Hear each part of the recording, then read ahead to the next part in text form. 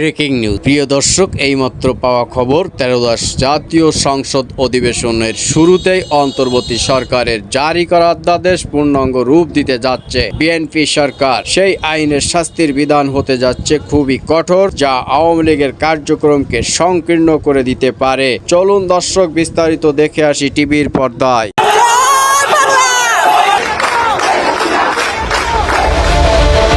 এবার আওয়ামী লীগের কার্যক্রম নিষিদ্ধের অধ্যাদেশ আইন হচ্ছে।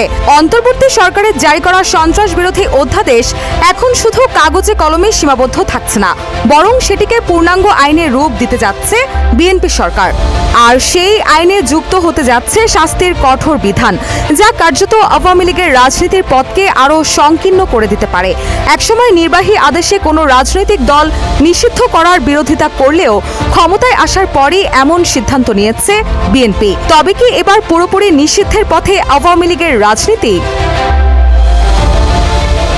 এরই মধ্যে সংসদের প্রথম দিনেই গত 13 মার্চ অন্তর্বর্তী সরকারের জারি করা 133টি অধ্যাদেশ উত্থাপন করা হয়েছে।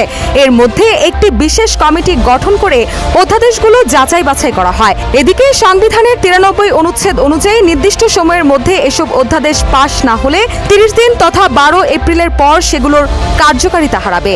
এমন প্রেক্ষাপটে 15টি অধ্যাদেশ সংশোধন করে বিল উপস্থাপনের সুপারিশ করা হয়। আর সেই তালিকায় রয়েছে বহুল আলোচিত সন্ত্রাস বিরোধী অধ্যাদেশ। দেশের মাধ্যমেই 2009 সালের সন্ত্রাস বিরোধী আইনের 18 এবং 20 ধারা সংশোধন করে গত বছর আওয়ামী লীগ এবং দলটির সব সহযোগী ও অঙ্গ সংগঠনের কার্যক্রম নিষিদ্ধ করে অন্তর্বর্তী সরকার।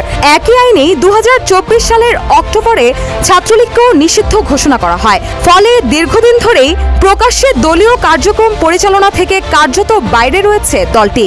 মিছিল সমাবেশ থেকে শুরু করে সাংগঠনিক কার্যক্রম সবকিছুই ছিল নিষেধাজ্ঞার মধ্যে। তবে কার্যক্রম নিষিদ্ধ থাকলেও নিষেধাজ্ঞা অমান্য করলে কি শাস্তি হবে তা স্পষ্টভাবে উল্লেখ ছিল না। এখন সেই জায়গাতেই আসছে বড় পরিবর্তন।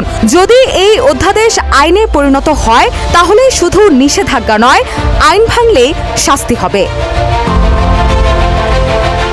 এছাড়া অন্তর্বর্তী সরকারের অধ্যাদেশগুলোর বিষয়ে মন্ত্রণালয়ের মতামত নিয়েছে সংসদের বিশেষ কমিটি।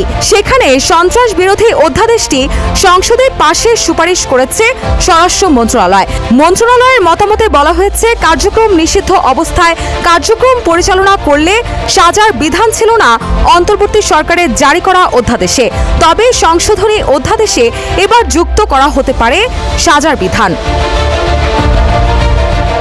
অবশ্য কি ধরনের সাজার বিধান যুক্ত করা হবে তা এখনো জানা যায়নি।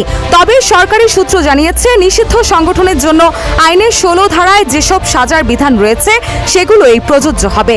তাহলে কি সত্যি আওয়ামী লীগের রাজনীতি এবার পুরোপুরি নিষিদ্ধের পথে? এই প্রশ্নের উত্তর হয়তো মিলবে সময়ের সঙ্গে। দর্শক, চাঞ্চল্যকর সব সংবাদ দেখতে আমাদের খুলনা চ্যানেলটা সাবস্ক্রাইব করে বেল বাটনটি অন করে পাশে থাকুন।